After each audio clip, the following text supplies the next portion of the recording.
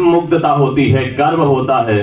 लेकिन जब हम देखते हैं कि हम पे आलोचना करने वालों ने हम पर कहां पर क्या कलम चलाई है, तब पीड़ा भी होती है। दोनों बातें उभर करके सामने आई। मुझे जो दायित्व दिया गया, जितनी समय अवधि में दिया गया, मैं अपनी बात कहूंगा। दुर्सा आढ़ा एक ऐसा व्यक्तित्व 125 साल के कालखंड का साक्षी है।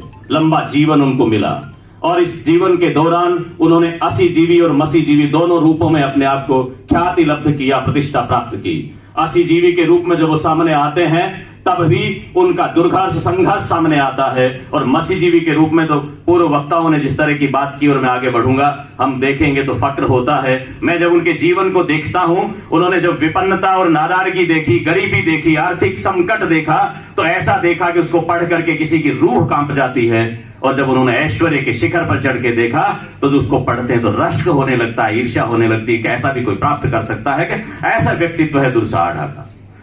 माननीय दुर्सा आढ़ा जी को जब पढ़ते हैं, मैं पहले असीजीवी की बात करता हूं, चूंकि हिंदी विभाग ने ऐसा आयोजन हाथ में लिया है।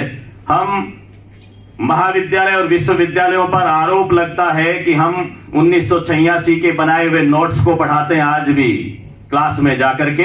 मैं हिंदी विभाग जयनारायण व्यास विश्वविद्यालय को बधाई देता हूं कि आपने इस पाठ्यक्रम को अपडेट करने का काम किया है। आपके शोधार्थी सामने बैठेंगे, हिंदी की राष्ट्रीय काव्य धारा पर जब चिंतन करना शुरू करेंगे, हिंदी को स्वातंत्र्य चेतना किसने सिखाई, जब इस पर बात करना शुरू करेंगे तो भूषण से टिकेंगे नहीं, उसके पहले भी जाएंगे और उनका मुक्त कंठ से प्रशंसा करेंगे। और वो जाकर के दुर्सा आढ़ा और उसके पहले भी अचलदास खींची में जाएंगे या फिर आदिकाल में भी जाएंगे, वहां पर हमें स्वातंत्र्य का पाठ पढ़ने को मिलता है। मैं बात शुरू करता हूं अचलदास खींची की वचनिका में स्वतंत्रता और स्वतंत्रता का उदाहरण देते हैं, वहां से बात शुरू करें, राष्ट्रीय चेतना की बात करें, भावधारा की बात करें। शिवदास गार्डन कहते हैं गईवर गढ़ गलत थी उजह खंचे तह जाए। प्रश्न किया जाता है, दो पदोत्तरी दोहे हैं, परतंत्रता क्या है और स्वतंत्रता क्या है। एक ही वन वसंतड़ा एवड़ अंतर काह, सिंह कबड्डी नाल है गईवर लख विकाहे। एक ही साथ में रहते हुए शेर में और हाथी में क्या अंतर है कि एक तो लाखों में बिकता है और एक की कोई कोड़ी नहीं देता है। कवि जवाब देता है, वहां से स्वातंत्र्य चेतना हिंदी साहित्य में जिंदा होती है। कवि लिखता है गईवर गढ़ गलत थी उजह खंचे तह जाए, सिंह गलथन जैस है तऊ 10 लख बिकाए।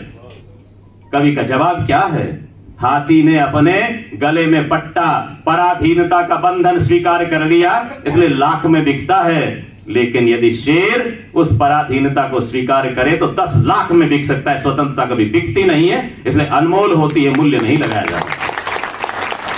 ये हमारी स्वातंत्र्य चेतना का अध्याय है।